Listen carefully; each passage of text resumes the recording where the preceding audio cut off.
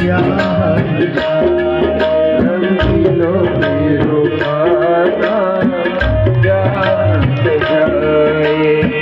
ब्याहन जाए तो ब्याहन जाए, ब्याहन जाए वो तो ब्याहन जाए रंगीलो मेरो कान्हा ब्याहन जाए रंगीलो मेरो कान्हा ब्याहन जाए। कान्हा के सिर मुकुट विराजे, कान्हा के सिर मुकुट विराजे, कान्हा के सिर मुकुट विराजे, कान्हा के सिर मुकुट विराजे। वो तो चितवन चेत चुराए रंगीलो मेरो ब्याहन जाए। चितवन चेत चुराए रंगीलो मेरो ब्याहन जाए। कान्हा के गल मोतियन माला, कान्हा के गल मोतियन माला, कान्हा के गल मोतियन माला, कान्हा के गल मोतियन माला। वो तो चितवन चेत चुराए रंगीलो मेरो ब्याहन जाए। चितवन चेत चुराए रंगीलो मेरो ब्याहन जाए रंगीलो मेरो कान्हा ब्याहन जाए रंगीलो मेरो कान्हा ब्याहन जाए। बोलिए आनंद भगवान की जय। तो रुक्मणी कृष्ण का विवाह हुआ और बड़े सुंदर प्रकार से रुक्मणी कृष्ण सौभाग्यम सौभाग्यम वर कन्ययो। जब विवाह होता है, विवाह के समय देखो 3 प्रकार के श्लोक होते हैं। हमारे वेद श्रुति में 3 प्रकार के श्लोक बताए गए हैं। एक श्लोक होते हैं नमस्कारात्मक, जिसमें हम केवल और केवल भगवान को नमस्कार करते हैं, नमोस्तुते। दूसरे होते हैं आशीर्वादात्मक श्लोक, जिनमें आशीर्वादात्मक जो विवाह के समय यज्ञोपवीत के समय पंडित जी के द्वारा उच्चारित होते हैं। जैसे रुक्मणी सौभाग्य कृष्णम सौभाग्यम वर कन्ययो, कि जैसे रुक्मणी का सौभाग्य कृष्ण के साथ है, वैसे ही तुम भी सौभाग्यवती रहो, सौभाग्यशाली रहो। तो पहला विवाह। और दूसरे श्लोक, तीसरे नंबर के श्लोक होते हैं भवभिवात्मक, कि हर जगह व्याप्त ओम विश्वानि देव सवितुर दुरितानि परासु।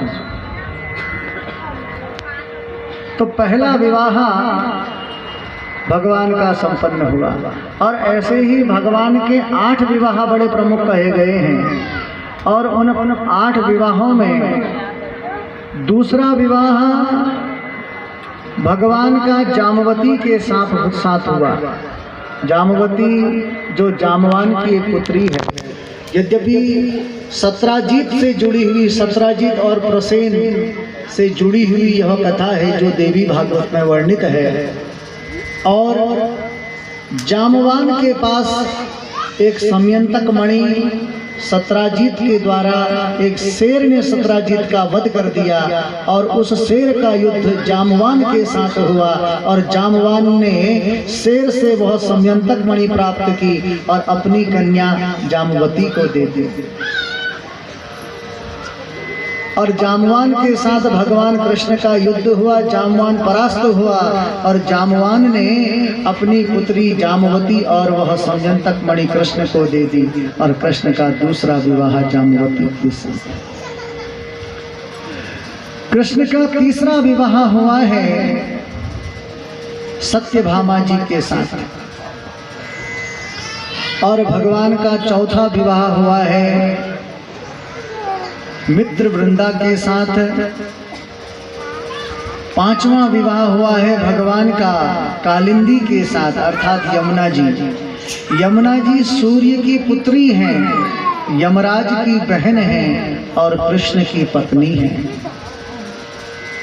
और भगवान का छठा विवाह हुआ है सत्या के साथ और भगवान का सातवां विवाह हुआ है भद्रा के साथ और भगवान का आठवां विवाह हुआ है मद्र देश के एक राजा हैं, उनकी बेटी का नाम है लक्ष्मणा और भगवान का आठवां विवाह हुआ लक्ष्मणा के साथ।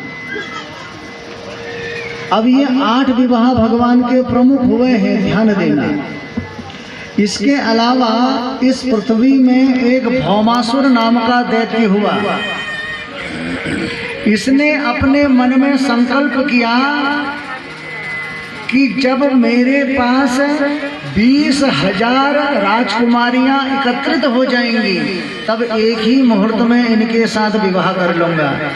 और ये जिस देश में जाता वहां से एक राजकुमारी का हरण करके ले आता, जिस कारण इसके कारह ग्रह में 16,100 राजकुमारियां कैद हैं। द्वारिकाधीश को सूचना पहुंची और द्वारिकाधीश पहुंचे हैं और इस भौमासुर नाम के दैत्य का वध किया और 16,100 राजकुमारियों को कारागृह से मुक्त कराया। अब ये राजकुमारियां कहने लगी, प्रभु हम कहाँ जाएंगी, कौन हमें वरण करेगा। तो द्वारिकाधीश के हृदय में भाव जागृत हुआ कि यह ऐसे स्थान पर रही कि कोई इनको वरण भी नहीं करेगा। इसलिए भगवान ने एक ही मुहूर्त में इन 16,100 राजकुमारियों के साथ विवाह कर लिया। तो 16,108 भगवान की राजकुमारियां हो गई, पत्नियां हो गई। अब ये 16,108 का अर्थ क्या है थोड़ा समझो। देखो 8 प्रकार की प्रकृति होती है, भूमि, जल, अग्नि, वायु, आकाश, मन, बुद्धि और अहंकार। ये 8 प्रकार की प्रकृति है। जीव और ईश्वर में अंतर क्या है?